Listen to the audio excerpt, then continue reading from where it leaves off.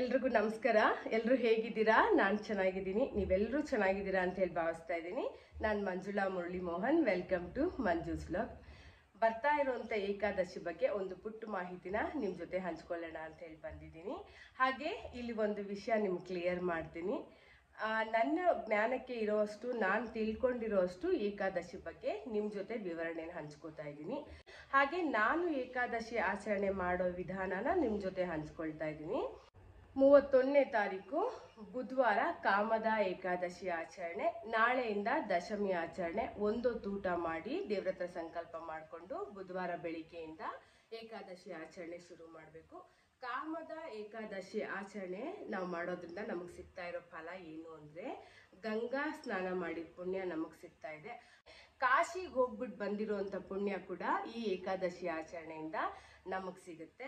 ಕೇದಾರಕ್ಕೆ ಹೋಗ್ಬಿಟ್ಟು ಬಂದಂಥ ಪುಣ್ಯ ನಮಗೆ ಸಿಗುತ್ತೆ. ಹಾಗೆ ಇಡೀ ಭೂಮಿನ ನಾವು ದಾನ ಮಾಡಿದಾಗ ಎಷ್ಟು ಪುಣ್ಯ ಸಿಗುತ್ತೋ ಅಷ್ಟು ಪುಣ್ಯ ಈ ಒಂದು ಏಕಾದಶಿ ಆಚರಣೆಯಿಂದ ನಮಗೆ ಸಿಗ್ತಾ ಇದೆ. ಗೋದಾನ ಮಾಡಿದ ಪುಣ್ಯ ಸಿಗ್ತಾ ಇದೆ ನಮಗೆ. ಹಾಗೆ ತುಳಸಿ ದಳಗಳಿಂದ ಈ ಸಾರಿ ಬರ್ತಾ ಇರೋಂಥ ಕಾಮದ ಏಕಾದಶಿ ದಿನ ಶ್ರೀಮನ್ನಾರಾಯಣನ ಸ್ಮರಿಸಿದ್ರೆ 28 ತೊಲ ಚಿನ್ನನ ನಾವು ದಾನ ಮಾಡಿದ್ರೆ ಎಷ್ಟು ಪುಣ್ಯ ಸಿಗುತ್ತೋ ಅಷ್ಟು ಪುಣ್ಯ ಈ ಒಂದು ಏಕಾದಶಿ ಆಚರಣೆಯಿಂದ ನಮಗೆ ಸಿಗ್ತಾ ಇದೆ. ನಾವು ಏಕಾದಶಿ ವ್ರತಾಚರಣೆ ಮಾಡೋದೇ ನಾವು ಮಾಡಿರೋಂಥ ಪಾಪ ಕರ್ಮಗಳನ್ನ ಕಳ್ಕೊಳ್ಳೋಕ್ಕೆ.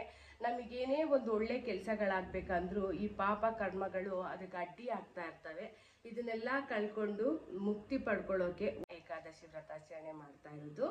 ಹಾಗೆ ಏಕಾದಶಿ ದಿನ ಬೆಳಿಗ್ಗೆಯಿಂದನೇ ನೀವು ದೇವ್ರ ಮುಂದೆಗಡೆ ದೀಪ ಹಚ್ಚಿ ದ್ವಾದಶಿ ದಿನ ಬೆಳಿಗ್ಗೆವರೆಗೂ ದೀಪ ಬೆಳಗಿಸಿದ್ರೆ ಪಿತೃದೋಷ ನಿವಾರಣೆ ಆಗುತ್ತೆ, ಪಿತೃಗಳು ಸಂತೃಪ್ತಿ ಆಗ್ತಾರೆ, ಮನೆಗೆ ಒಳ್ಳೇದಾಗುತ್ತೆ. ಇಷ್ಟು ಫಲಗಳು ನಾವು ಕಾಮದ ಏಕಾದಶಿ ಆಚರಿಸೋದ್ರಿಂದ ನಮಗೆ ಸಿಗ್ತಾ ಇದೆ.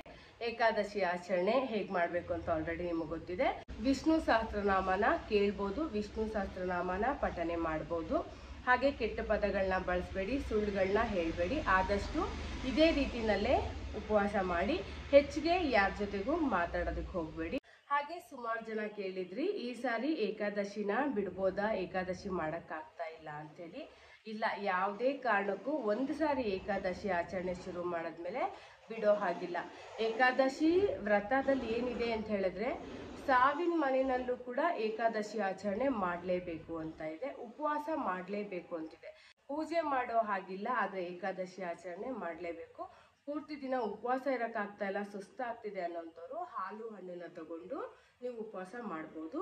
ದ್ವಾದಶಿ ದಿನ ಬೆಳಿಗ್ಗೆವರೆಗೂ ಪೂಜೆ ಮಾಡೋಕ್ಕಾಗಲಿಲ್ಲ ಅಂದರೂ ಕೂಡ ಹಾಲು ಹಣ್ಣು ತಗೊಂಡು ನೀವು ಕೃಷ್ಣಾರ್ಪಣ ಮಸ್ತು ಅಂತ ಮನಸ್ಸಲ್ಲಿ ತಿಳ್ಕೊಂಡು ಏಕಾದಶಿ ಮುಗಿಸ್ಲೇಬೇಕು. ದ್ವಾದಶಿ ದಿನ ಬೆಳಿಗ್ಗೆವರೆಗೂ ಏಕಾದಶಿ ವ್ರತ ಮಾಡಲೇಬೇಕು.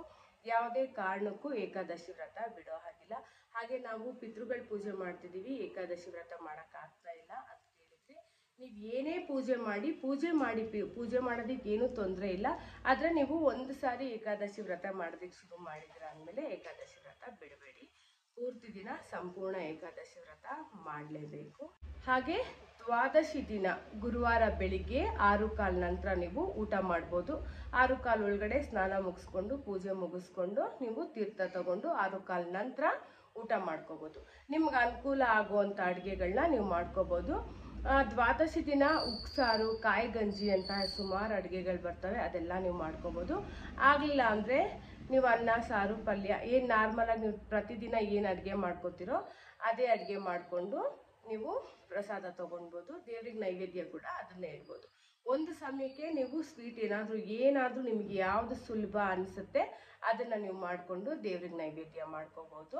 ಪದ್ಧತಿ ಪ್ರಕಾರನೇ ಮಾಡೋಕ್ಕಾಗಲ್ಲ, ನಾವು ಕೆಲ್ಸಕ್ಕೆ ಹೋಗಬೇಕು ಅನ್ನೋವಂಥವ್ರು ನಿಮ್ಗೆ ಇಷ್ಟ ಬಂದಿದ್ದ ನೈವೇದ್ಯ ಯಾವ್ದಾದ್ರು ಒಂದು ದೇವರಿಗಿಟ್ಟು ಕೃಷ್ಣಾರ್ಪಣ ಮಸ್ತು ಅಂದ್ಬಿಟ್ಟು ನೀವು ಬೆಳಿಗ್ಗೆ 6:15 ನಂತರ ಊಟ ಮಾಡ್ಬೋದು. ಸುಮಾರು ಜನ ನಾವು ಪರವಾಗಿಲ್ಲ ಮಧ್ಯಾಹ್ನಕ್ಕೆ ಊಟ ಮಾಡ್ಕೋತೀವಿ, ಅಷ್ಟು ಬೆಳಿಗ್ಗೆ ಊಟ ಮಾಡೋಕ್ಕಾಗಲ್ಲ ಅಂದಿದ್ರೆ ಇಲ್ಲ, 6:15 ನಂತರ ಊಟ ಮಾಡಲೇಬೇಕು. ಯಾಕೆಂದರೆ ಮಂಗಳವಾರ ಬುಧವಾರ ಪೂರ್ತಿ ದಿನ ಉಪವಾಸ ಇರ್ತೀವಿ. ಮಂಗಳವಾರ ಒಂದೊತ್ತು ಊಟ ಮಾಡಿರೋದ್ರಿಂದ ಬುಧವಾರ ಪೂರ್ತಿ ದಿನ ಉಪವಾಸ ಇರ್ತೀವಿ.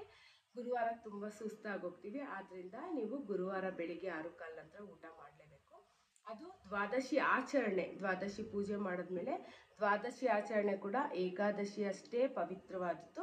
ಏಕಾದಶಿನ ಹೆಂಗೆ ಆಚರಿಸ್ತೀವೋ ದ್ವಾದಶಿ ಆಚರಣೆ ಕೂಡ ಹೀಗೆ ಮಾಡಬೇಕು. ನಿಮ್ಮೆಲ್ಲರೂ ಡೌಟ್ ಕ್ಲಿಯರ್ ಮಾಡಿದ್ದೀನಿ ಅಂತ ಹೇಳಿ ಭಾವಿಸ್ತಾ ಇದ್ದೀನಿ. ವಿಡಿಯೋ ನಿಮಗೆಲ್ಲ ಯೂಸ್ಫುಲ್ ಆಗಿದೆ ಅಂತೇಳಿ ಭಾವಿಸ್ತಾ ಇದ್ದೀನಿ. ವಿಡಿಯೋ ಇಷ್ಟ ಆಗಿದ್ರೆ ಲೈಕ್ ಮಾಡಿ, ಕಮೆಂಟ್ ಮಾಡಿ, ನಿಮ್ಮ ಅಭಿಪ್ರಾಯ ತಿಳಿಸಿ. ದಯವಿಟ್ಟು ಸಬ್ಸ್ಕ್ರೈಬ್ ಮಾಡಿಕೊಂಡು ಸಪೋರ್ಟ್ ಮಾಡೋದನ್ನು ಮರಿಬೇಡಿ. Thank you so much for watching.